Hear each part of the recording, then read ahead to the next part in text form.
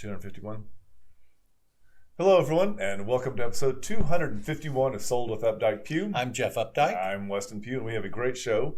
We have an amazing townhome, a true townhome in Oak Lawn that is in excellent condition. And in our second segment today, we are going to talk about the history of Oak Lawn. It's a lot of history. A lot of history. It is not going to be that long, though. No, it's not. But it is. Oak Lawn itself is very, very rich with history. It is. It is a very, very historic neighborhood, so as are a lot of other neighborhoods here in Dallas. So let's talk a little bit about some of the products and trends that you. Jeff, what is this? So this is blind screens, and I thought this was really cool because it's a blackout blind, but then and they're custom made, custom installed. And then the other side of them is a screen. So you can open the windows, we have that very short 1 week period where we can open windows here between summer and winter. But look at that. Isn't that simple? I love blackout windows. I do. I think they're really great and they look so much better, but not everybody in my family thinks the same way. And so that would not work. That would not work. The other thing, too, that I thought was very timely is this Christmas tree that Jeff found. I think you were thinking of me because there was once upon a time when this would have been all the Christmas decorations I would have ever put up, and it would have lasted all about 13 seconds. That is my life right there. Poof! I know. Look at that. Look at that. 200 pre-lit lights. You are 36 Christmas balls. Yep, it's ready to go. Forget it. Drop it and forget it. That's the way I like it done. But anyway. Number 3 was something that Weston found, and I had found at about the same time, and we were both like, "Oh my gosh, look at this!" This one is the other version of what a Murphy bed can be. This is actually a spinning Murphy bed, so that you actually everything on the backside stays in place as you drop down this bed. Really great concept. This group, I think Madeira is the name of the company. They actually do an excellent job. The products that they also have will feature other ones later on, but this one right here really just stood out as a winner. So easy, great idea if you have an office and you need I don't know, 4th or 5th bedroom just for guests but don't want to dedicate it. This is a really classic answer for that. And they ship them free anywhere in the United States and Canada. Gosh. Yeah. Somebody I need needs to look into this. that for my guest room. That would be a great answer for my guest room. Let's do it. Let's actually cut that wall down and make it more open. Like half of it and just make it a bigger opening into that room. I don't think I want to do that. Come on. Then it'll be a 1-bedroom house. That's exactly right.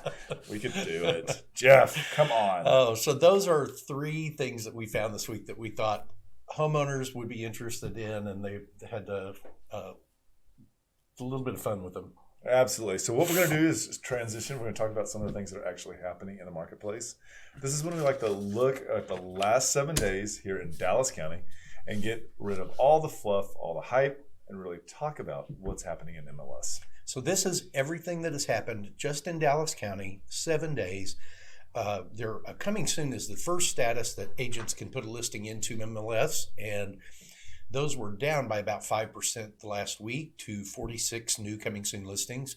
Now, many people bypass that and they go right into as a new active listings.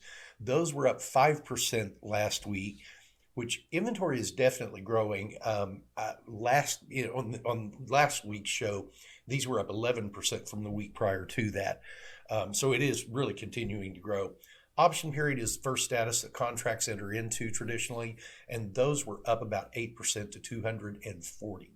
So once both parties have agreed to move forward out of the option period and continue with the contract, it goes into the pending status, and that's actually up 2% to 117 units.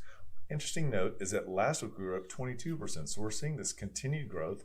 Solds were actually down 17% to 241. That's down 49 units. That is not surprising because last week was the basically end of the month, and so everything got rolled in, and that was the heaviest week of the month. And so what we're seeing is just the normal adjustment.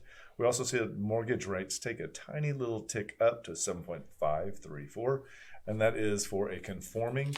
This is actually information that you can find on Optimal Blue. That information there is a national average. And it is really great information. FHA, VA, jumbos, all the loans that you want, they are there. One of the great things that we like to tell you is that this information we can provide you for any area of Dallas or in the surrounding areas that you're looking for. Let us know, and we'd be happy to make that happen. Let's talk about our house. Let's do it. Which house is it, Jeff? This is 4830 Cedar Springs Road, unit number 19. It is at the Carreras, which is a really, really centralized, fantastic, excellent location. Super, as Jeff was saying, easy to get around. Now, if you're a commuter, one of the great things about this is if you need to go into downtown, you have the toll road and you have Harry Hines. Makes it really easy. If you're headed north to Frisco or McKinney, again, jump on 35, jump on the toll road, or continue down Wycliffe and get on 75. Commuting from an airport could not be more simple. This is a great, great place. 5 minutes, I believe, is your Uber ride to Love Field. One of the things to point out is that because the new landing strip has been set up at Love Field now, you don't have the direct overhead. It is more oriented towards Lemon. And flights from out of, because I live there nearby and I live through this, flights traditionally don't leave before 5:30 or so in the morning. I know TSA does not open up until 4 a.m. So you would not have any of those, big, heavy commercial overnight flights coming in to bother you during the evening. So as we were saying, a really great and easy neighborhood. We talked about commuting. There's also lots to do in this area. One of the things we like to do is talk about things that locals love in this area. Just down the street on Cedar Springs is a restaurant called Roy G's. Roy G's is a really great, kind of like, as you would say, upscale bar food. I don't think they would care if we said that. No. And it's got a really nice patio as well. The actual portions are great, and it's very interesting. In the evenings, it is always busy in there. I've eaten there probably 10 times, and it's kind of one of our go-to places after happy hour on Friday. And we usually get there between 8 and 8:30, and it is busy in there, but with one bartender, 2 wait staff, and then a couple of cooks in the back, that food comes out fast, it comes out hot, and it comes out good. It is, and you don't have to go eat somewhere else because you're still hungry afterwards. Right. The second place that we wanted to talk about is right down the streets. It's called Street's Fine Chicken, ironically. Street's Fine Chicken has a couple of locations. They offer really, really well done fried chicken. I mean, why would you have the name if that wasn't your showpiece? Show too. Yeah, but one of the cool things that I wanted to also mention is that this is at the old location of the original Black Eyed Pea in Oak Lawn, which was opened by Jean Street. Jean Street's 2 children, a daughter and a son, are the ones that are carrying on the family tradition for restaurants and are the owners of this street, of Street's Fine Chicken and of Roy G's. That's a lot. Yeah.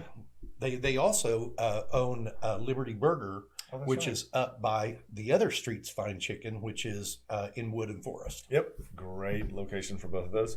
The other thing in this area is Rivershawn Park, and Rivershawn Park has really kind of seen like a resurgence in its usage. Great location. We have it tees into Katy Trail, but we also have seen more and more events either start or end here. I think Katy Trail, if you do the 5K, you're going to end up here. You take off here.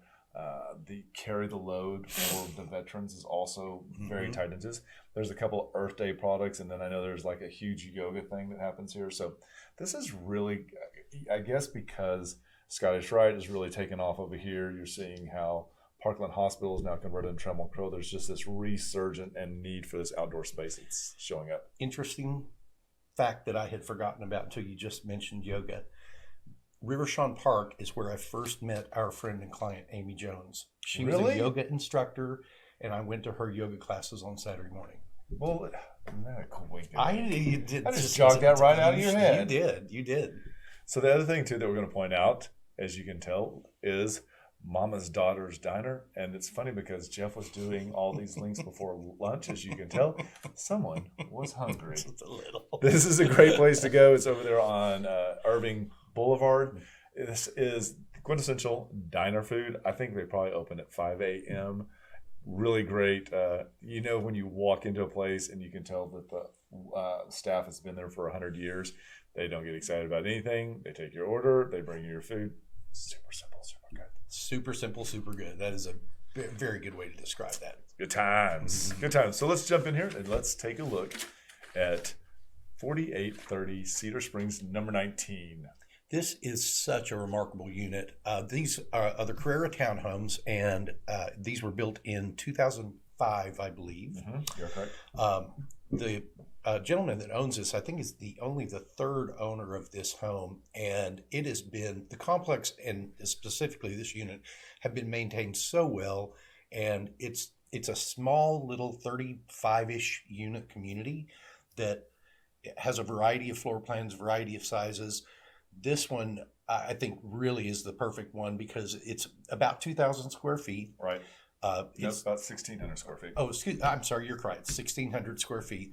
Downstairs, one bedroom. You come upstairs, and then you've got this really wide open floor plan on the second floor that has living room, dining area, kitchen, all open there together. Great thing about the location in this complex is that there is actually no unit directly in front of you. So you saw those great windows, brings in all that wonderful natural light.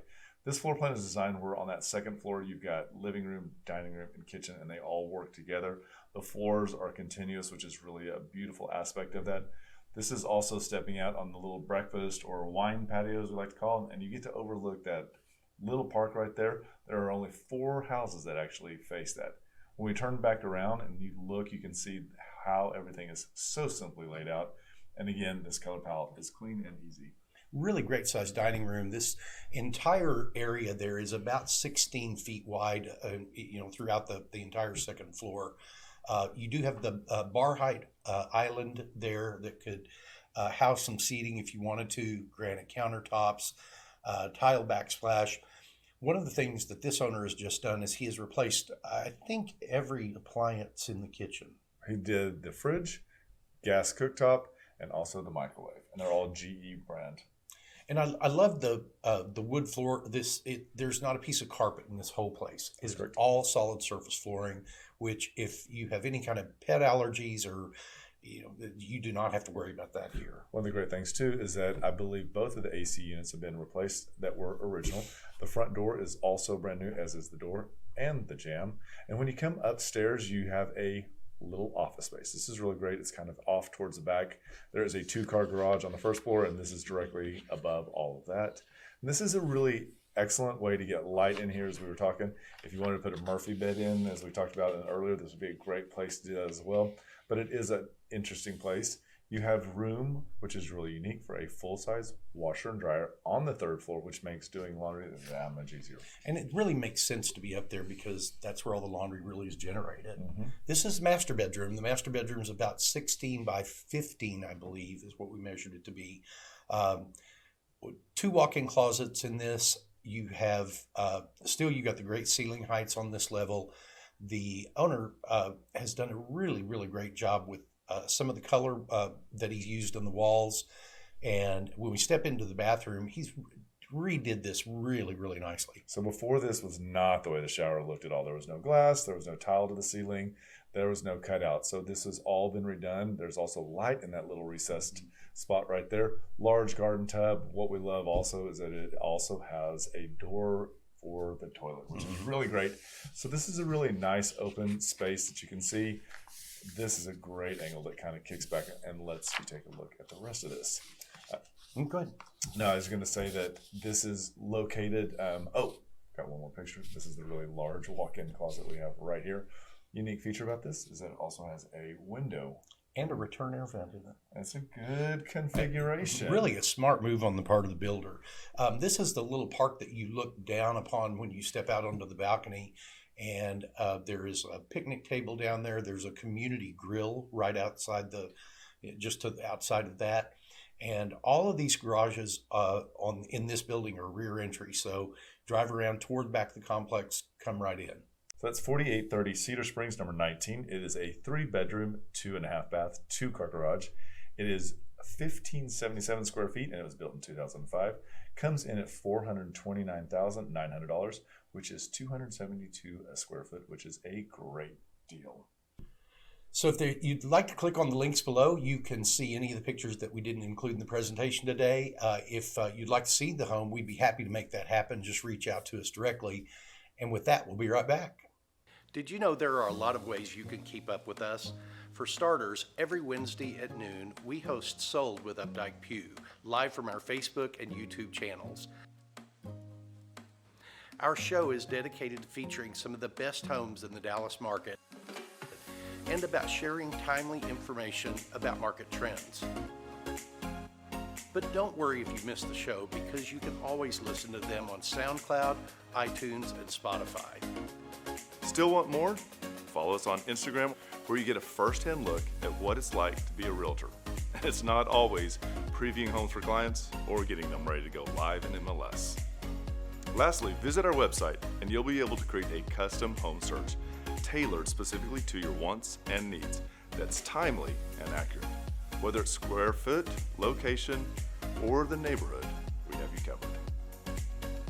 If you'd like to know how much your home is worth, we can help with that too. Just visit homeprice.fyi, enter a few pieces of information like your home address, and we'll email you a price. When you're ready to talk real estate, you can reach us online, by phone, or by text at 214-377-2223. And remember, we want to be realtors for life. Hi, everybody. Welcome to the second segment, episode 251 of Sold with Updike Pugh. I'm Jeff Updike. I'm Weston Pugh. Today we thought we'd take and talk to you a little bit about the history of Oaklawn. It's really, the Oaklawn, as you said earlier, there's a lot of neighborhoods that have a lot of history, but Oaklawn itself really, I think, has a deeper history than many of the other areas because of its location close to downtown. You know, Dallas started initially on the Trinity River, and then just kind of blew out Slowly from there. blossomed. Yeah. What are the boundaries of Oaklawn? Well, let me show you. So Okay. it's really interesting. If you go into Google Maps, you can actually type in Oaklawn, Dallas, Texas, and it brings this map up, and it will show you in a slightly unhighlighted way where Oaklawn is. It comes down basically comes down 35. Uptown is technically included in Oaklawn. It goes over to 75, goes all the way up to Knox Henderson, and then cuts back across and kind of encompasses the Knox Park area, portions of Turtle Creek, part of the Katy Trail. It's actually a planned development. That is so interesting that this map, because as locals here, there would be a huge argument about this. That is not how it gets cut. Like typically people think that at Turtle Creek, when it crosses over, that is the stopping point. Yeah. As far as like the southern, and that going all the way up to Knox, no way. So the area, this area was really started in 1846 by William Grigsby. He was a settler that came here, and it was part of the Texas Revolution that happened. And when he came, he took over this land that was actually promised to a different man. It was promised to a man named John Cole. And he, over several years, eventually agreed to sell the land to John Cole. Sold him 160 acres, which is what you see inside that map, for $1 an acre. 1840s, you know, that's a lot of money back then.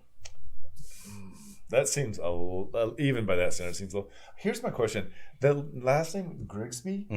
Do we see that on any streets? You don't see it on streets. You do see it in. Let's see. We don't see it in streets, but we've seen it in buildings. Another real interesting part about John Cole is you play at Cole Park. That is where he originally built his home. He had a general store there. John Cole was also a doctor, and so he set up his practice there as well. And by the 1870s, people were just pouring into these neighborhoods because they were not in the middle of the central business district. And guess what else they had?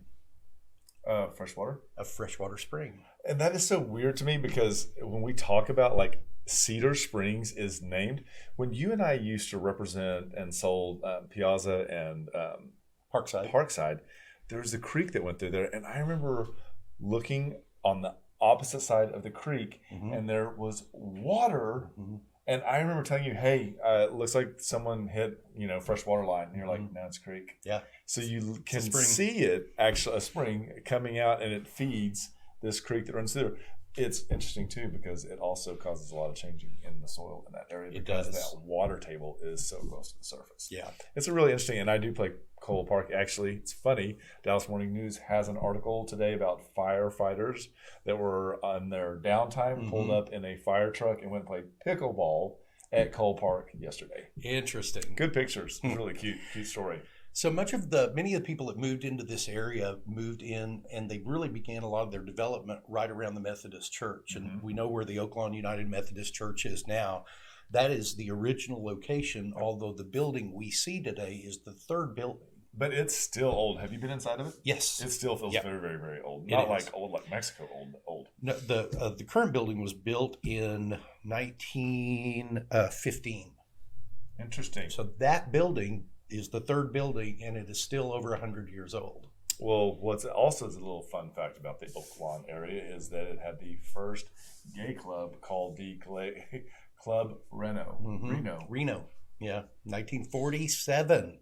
That is early. And it also had the first gay pride in 1972, year after I was born. Isn't that special? And in October of 2018, it was Oaklawn was commemorated with the Texas State Historical Marker. You can see it right on the street, right in front of JR's. Yep. And it was becoming the first neighborhood in any Texas city to receive a marker for its LGBTQ history. I did not know. And it's so interesting because we may have been the first, but did you think about some of the other locations in other cities? I feel like their gay community and their gay is a little bit, has even more. And I wonder if it's just because of the acceptance that we have here in Dallas that people are like in Oak Cliff and then they migrate into Uptown and it's just like this giant smorgasbord now. Some of the landmarks that are really crucial to this area, again, as we talked about the Oaklawn Methodist Church. Did you know that they actually have a coffee house just on the backside of that now? Yep, I've been there one time. I believe there's also a little dog park there in this area. So it's a really great area that sets up. I believe that the people that actually run that and that actually it goes to are some of the homeless in the area. So it's a really good 1-2 for that. This was also where the school was located originally for that area.